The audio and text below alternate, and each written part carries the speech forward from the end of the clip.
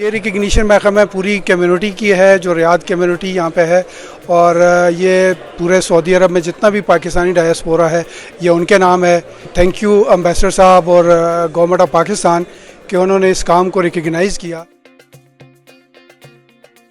यहाँ पे इसी तरह मेडिकल कैंप भी पिछले 20 साल से लग रहा है, जिसमें कोई भी पाकिस्तानी के अलावा कोई भी शहरी यहाँ पे आ सकता है और वो मुस्तफ़ीद हो सकता है। I am really thankful to the His Majesty King Salman bin Abdul Aziz, Crown Prince Mohammed bin Salman, our Minister of Health, and all our authorities, those who gave the opportunity to Pakistan and Saudi Arabia to work and act like a brother and serve the nation in both parts of the world.